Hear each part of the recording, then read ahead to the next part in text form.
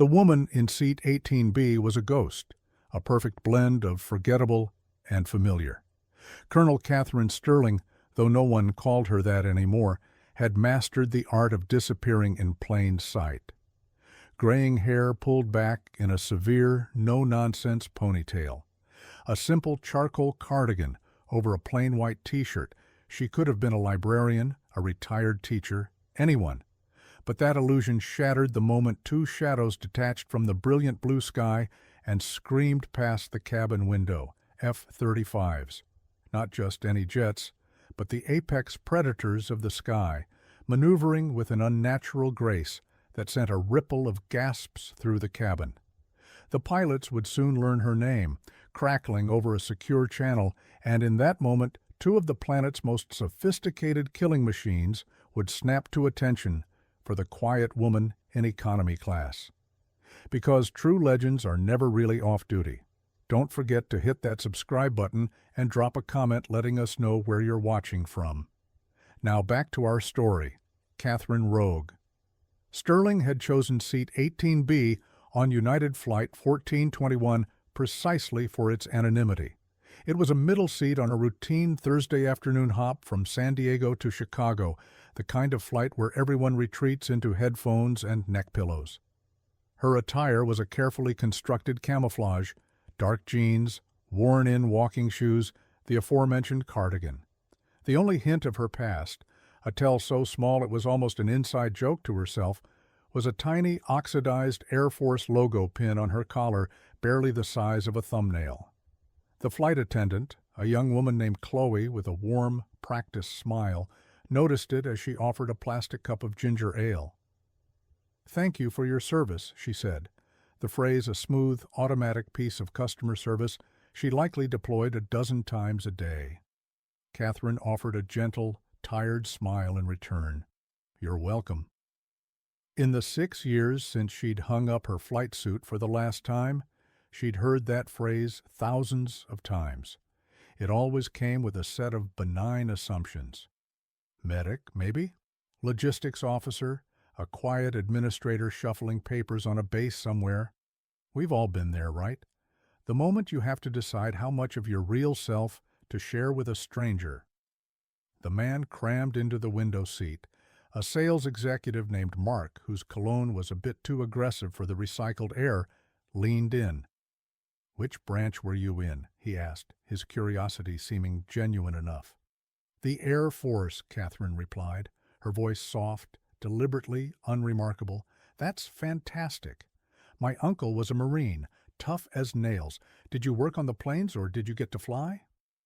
Catherine's gaze flickered for a fraction of a second.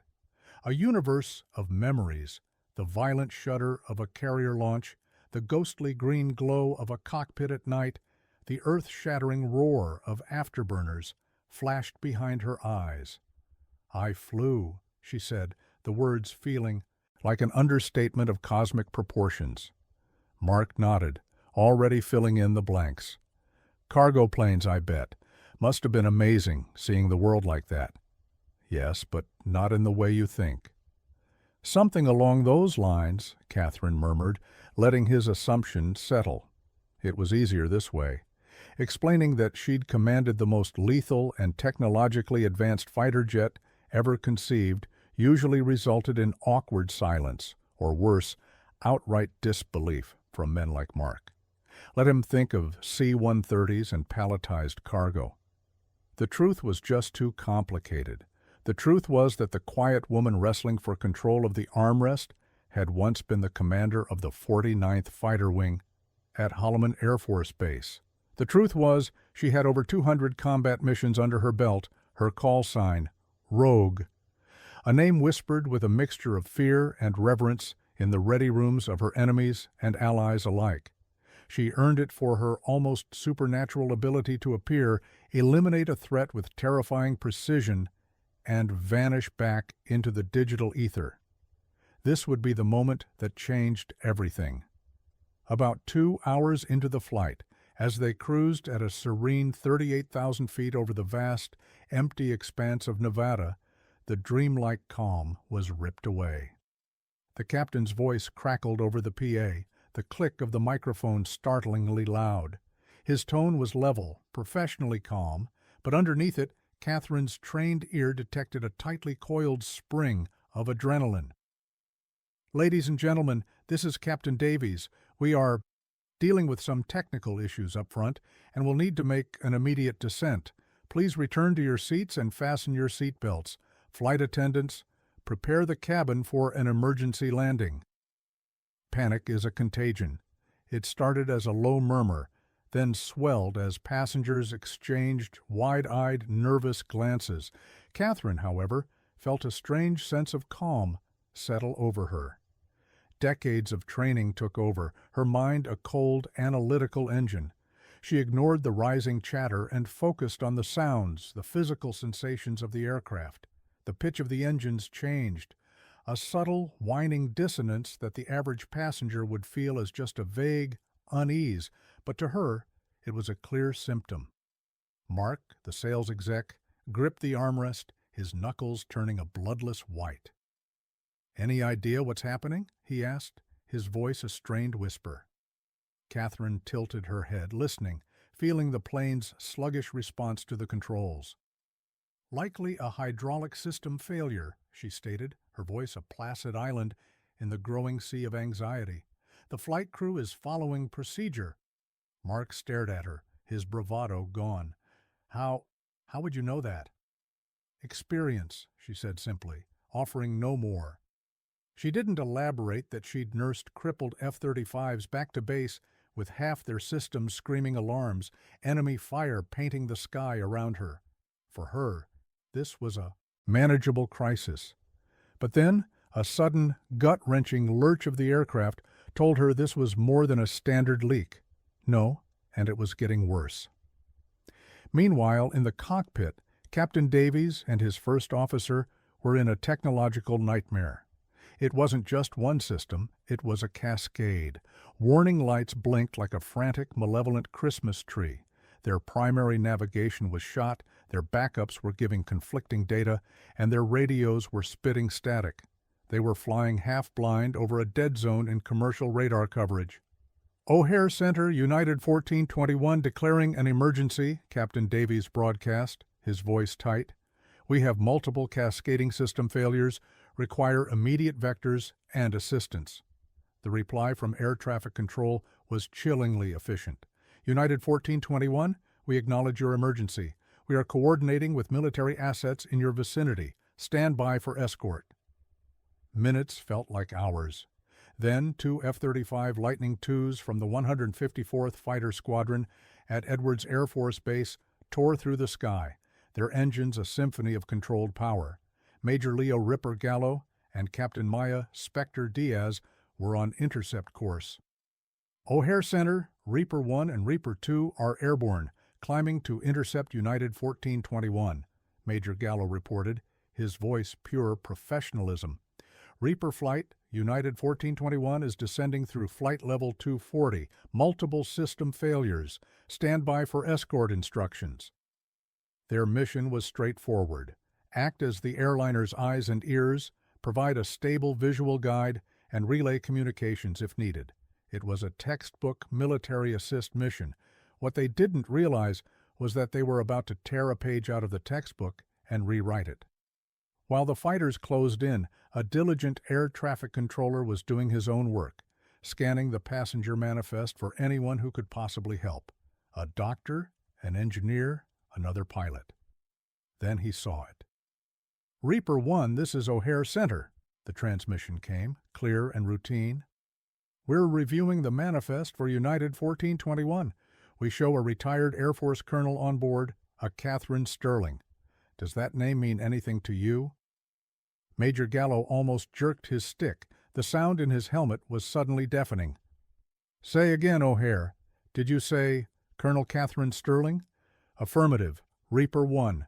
Retired Colonel Catherine Sterling, passenger in seat 18B. In the cockpit of Reaper 2, Captain Diaz's breath hitched. "Ripper, did he just say what I think he said? Is that Rogue Sterling?" Major Gallo's voice was now thick with a disbelief that bordered on reverence. "Spectre, if that's who I think it is, We are escorting a living goddamn legend." To the F-35 community, Catherine Rogue Sterling wasn't just a name, she was a foundational myth. The first woman to command an F-35 wing, the architect of combat tactics that were now the literal gospel, taught at the EATS Air Force Weapons School. The pilot behind missions so classified, they were spoken of only in hushed, speculative whispers in darkened bars near air bases. "O'Hare Center, this is Reaper 1, Gallo transmitted, needing absolute confirmation. "Can you verify the identity of Colonel Sterling? Is she the former commander of the 49th Fighter Wing?" There was a pause filled with the clicking of keys, then the confirmation that would change everything. "Reaper 1 confirmed. Colonel Catherine Sterling, former commander, 49th Fighter Wing, call sign Rogue, retired 2021 after 30 years of distinguished service." Inside their separate billion-dollar cockpits, flying in perfect formation miles above the Earth, Major Gallo and Captain Diaz did something that had no precedent in the history of military aviation. They both snapped to perfect, rigid attention in their ejection seats, a silent, formal salute to the woman in the middle seat of the crippled airliner beside them. "Ma'am?" Major Gallo transmitted, his voice cracking with emotion on the emergency channel the airliner was monitoring. "This is Major Gallo, Reaper 1. Captain Diaz and we want you to know it is an absolute honor to be your escort." In the cockpit of United 1421, Captain Davies stared at his radio in utter confusion. "Reaper 1, this is United 1421. I'm not sure I copy that message." "United 1421, we're given to understand you have Colonel Catherine Sterling aboard. Ma'am, Colonel Sterling is a titan in our community. We wish to convey our profound respect for her service." Captain Davies exchanged a stunned look with his first officer. They'd been so deep in the emergency, the manifest was the last thing on their minds. "Reaper 1, are you telling me we have a decorated military officer on this flight?" "Affirmative, United 1421. Colonel Sterling was one of the most decorated F-35 pilots in Air Force history. It is an honor to fly on her wing." Down in the main cabin, Catherine heard the exchange through a crackle on the plane's internal comms, which the crew had activated. She squeezed her eyes shut and let out a long, slow breath. So much for a quiet retirement. The businessman next to her, Mark, was now gaping at her, his earlier condescension replaced by slack-jawed awe. Did they just say you commanded F-35s?" he stammered. "Yes," Catherine answered, her voice still quiet. "The F-35 Lightning? The most advanced fighter jet on the planet?" "Yes." Mark looked around the cabin as the realization began to spread like wildfire. The woman in 18B was not just a veteran, she was royalty. "Ma'am, I had no idea. I'm so sorry. I just assumed cargo." Catherine offered him a small, forgiving smile. "It's all right. That's what most people assume." Chloe, the flight attendant, approached their row, her face a mask of pure astonishment. "Colonel Sterling? The pilots, they just told us who you are. I am so sorry. I didn't properly acknowledge your service before." "You treated me with kindness and respect," Catherine replied, her calm unwavering. "That's all any veteran could ever ask for." But the acknowledgments were far from over. Major Gallo's voice, now patched into the aircraft's main PA system, filled the cabin. "Colonel Sterling, this is Major Gallo in Reaper 1. Ma'am, I need you to know that your tactics manual is required reading for our squadron. The rogue weave you developed, it saved my wingman's life over the Black Sea last year." As the story rippled through the cabin, Catherine became the focal point of every passenger's hope. She was no longer a stranger, she was their protector, but her focus remained laser-sharp on the crisis at hand. She stood, her presence instantly commanding the aisle. "Ladies and gentlemen," she said, her voice carrying a quiet authority that cut through the fear. "I'm Colonel Catherine Sterling, Air Force, retired. I want to assure you that the pilots flying this aircraft are consummate professionals, and those F-35s out there are flown by two of the finest pilots on Earth. We are going to be all right." Her words had a palpable, calming effect. This wasn't wishful thinking. It was a professional assessment from the highest possible authority. Up front, Captain Davies made a decision that broke every rule in the book. "Colonel Sterling, this is Captain Davies. Would you join us in the cockpit? We could use your expertise coordinating with our military escort." Catherine nodded once and moved toward the front of the plane. The flight crew parted for her like she was a visiting deity. As she stepped into the cockpit, the years fell away. She was back where she belonged. The controlled chaos was familiar, comforting. "Report," she said, her voice crisp and clear. "What systems are showing failures?" "Navigation, some comms, and we're getting intermittent faults from the flight management computer," Captain Davies responded, the relief in his voice obvious. Catherine's eyes scanned the instrument panel, absorbing the data with the speed of a supercomputer. "Have you attempted a hard reset on the backup nav?" "We did, but the readings are still garbage." She keyed the microphone. "Spectre, this is Colonel Sterling," she transmitted, her voice instantly recognizable to the F-35 pilots. "I need GPS coordinates and a heading to the nearest suitable runway now." "Yes, ma'am," came the immediate reply from Captain Diaz. "It would be an honor to assist." What happened next was a masterclass in aviation, a symphony of coordination that would be studied for years. Catherine, drawing on a bottomless well of experience with avionics, far more complex than anything in the 757, became the bridge between the crippled airliner and its guardian angels. She translated the F-35's precise military data into actionable instructions for the civilian crew, turning a desperate emergency into a controlled, manageable procedure. "Reaper flight, I'm having United 1421 descend to flight level 190 and slow to 240 knots," she transmitted. "That will improve our fuel burn and set us up for a clean approach into O'Hare." "Roger, Colonel," Major Gallo replied. "We'll hold escort and feed you the nav data." She then turned to Captain Davies. "Try cycling the entire flight management computer. Power it down, then bring it back online. Sometimes electronic noise can cause phantom failures that a hard reset will clear." It was a trick from the F-35 playbook, a solution not found in any commercial airline manual. Captain Davies followed her instruction. Several angry amber warning lights on the panel blinked and then extinguished. "How did you know to do that?" he asked, his voice filled with wonder. "The 35 has the most complex electronic suite ever put in an airplane," Catherine explained calmly. "You learn to troubleshoot ghosts in the machine." As they began their final approach to O'Hare International, the F-35 pilots continued to demonstrate their profound respect. They maintained a flawless, almost ceremonial escort formation, treating the lumbering airliner as if it were Air Force One. "O'Hare Tower, this is Reaper 1, requesting priority clearance for United 1421, Major Gallo transmitted.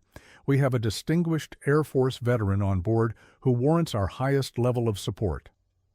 "Reaper 1, O'Hare Tower, United 1421 is cleared for priority approach, runway 27 left. Emergency services are standing by." But Ripper wasn't done. "O'Hare Tower requesting permission for Reaper flight to conduct a ceremonial flyover once United 1421 is safely on the ground." A beat of silence from the tower. This was not a standard request. "Reaper 1, permission granted for ceremonial flyover." Catherine heard the exchange, and for the first time, a wave of pure emotion washed over her, a feeling she hadn't experienced in years. These young pilots flying the jet she once commanded were honoring her in a way no medal ever could. "Major Gallo, this is Colonel Sterling," she transmitted, her voice a little unsteady. "Your offer of a flyby is appreciated, but it's not necessary." "Ma'am, with all due respect," Gallo replied, his voice firm, "it is absolutely necessary. You cleared the path for every single one of us. Every F-35 pilot flying today owes you a debt." United Flight 1421's tires kissed the tarmac at O'Hare with a gentle puff of smoke. The landing was perfect. As the plane taxied, the cabin erupted in applause, not just for the safe arrival, but for the quiet hero in the cockpit. Catherine, ever humble, deflected the praise, insisting the crew deserved all the credit. But outside, something extraordinary was happening. As promised, the two F-35s executed a slow, graceful flyby over the main runway, their wings dipping in a final salute. On the tarmac, ground crews stopped working and looked up. Pilots in other cockpits shielded their eyes to watch. In the terminals, passengers pressed against the glass, witnessing a tribute rarely seen outside of a state funeral. An announcement echoed through the airport's PA system. Ladies and gentlemen, the F-35s performing the flyby are honoring Colonel Catherine Sterling, a distinguished Air Force veteran who was instrumental in today's safe emergency landing of United Flight 1421. By the time the passengers of Flight 1421 deplaned, a small crowd of airport staff, police, and even travelers from other flights had gathered, hoping to catch a glimpse of the legend from seat 18B. Catherine, however, was focused on her fellow passengers, helping an elderly woman with her bag, reassuring a family with small children. Mark, the businessman, waited patiently for the crowd to thin. "Colonel Sterling, I owe you an apology. I made assumptions, based on ignorance." "You don't owe me anything," Catherine replied gently. "The vast majority of military personnel serve in support roles. Combat aviation is a tiny fraction. Your assumption was logical." "But that's the point," Mark insisted, his voice earnest. "I shouldn't have assumed. I should have just shown respect." Catherine smiled. "You thanked me for my service. You treated me like a person. That's all any of us wants." An hour later, Major Gallo and Captain Diaz, still in their flight suits, found her in the airport's USO lounge. The moment they saw her, they both snapped to attention, rendering crisp, perfect salutes. "Ma'am, Major Leo Gallo, 154th Fighter Squadron. Captain Maya Diaz, 154th Fighter Squadron." Catherine returned their salute with equal precision, then offered her hand. "Please call me Catherine. We're all pilots here." "Ma'am, with respect, we can't do that," Major Gallo said. "You're rogue, Sterling. You're the reason some of us are still alive." Catherine looked genuinely confused. "I don't understand." "Colonel," Captain Diaz explained, her eyes shining with admiration, "the tactics you developed for multi-threat environments, the rogue weave, the EW protocols, the way you integrated stealth with traditional dogfighting, it's all standard operating procedure now. It's what we study. It's what we fly." "More than that," Gallo added, "the leadership principles you established as commander of the 49th are taught at the Academy. You didn't just fly planes, ma'am. You changed how we think about being a fighter pilot." As they talked, Catherine began to see her own career through their eyes. She'd always been focused on the next mission, the next problem to solve. She'd never considered the legacy she was building brick by brick, sortie by sortie. "When I was developing those tactics," she said quietly, "I was just trying to keep my people alive, just trying to solve the problem in front of me." "That's what makes it legendary," Diaz replied. "You weren't trying to be a revolutionary. You were just trying to be the best.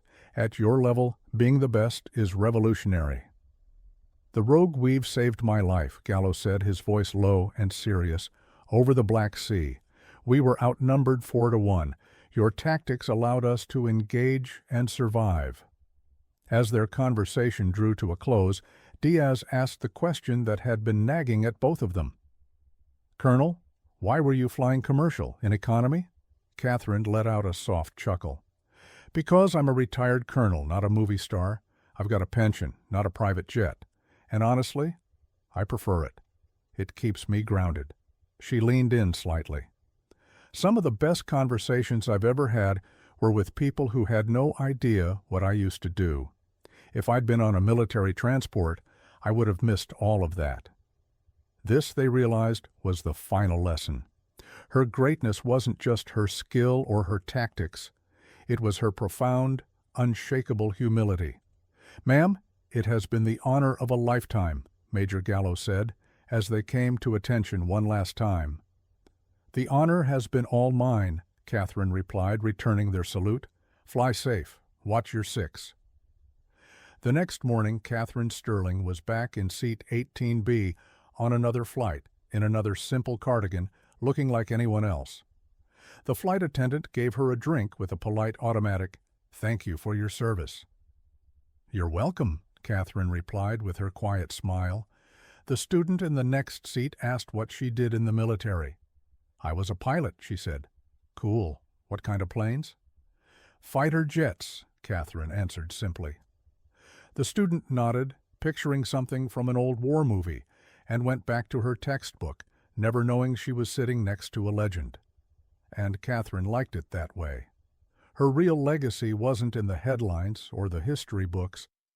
It was high above the clouds, where a new generation of pilots flew faster and fought smarter, their success built on the quiet, uncelebrated work of the woman in the middle seat. 6 months later, Major Gallo and Captain Diaz were at Nellis Air Force Base, tasked with writing the next chapter of F-35 tactics. As they walked to their jets, Gallo paused. "You know the real lesson I learned from Colonel Sterling? The greatest leaders never seek the spotlight. They're content to be anonymous. But when the world needs them, they step up, do what needs to be done, and then they disappear again." Diaz nodded, climbing into her cockpit. "And then they go right back to being a regular person." As their F-35 screamed into the Nevada sky, they carried her lessons with them, not just the tactics, but the humility, the quiet professionalism, the profound understanding that the most advanced technology in the world is meaningless without the heart and mind of the warrior who wields it. Somewhere over the American heartland, another anonymous veteran sat in an economy seat, their incredible stories hidden behind a quiet smile, their sacrifices known only to a select few. The quiet heroes like Catherine Sterling journey on, content in the knowledge that they made a difference, even if the world never knew their name. Make sure to subscribe to Skybound Stories and check out our other amazing stories by clicking the videos on your screen right now.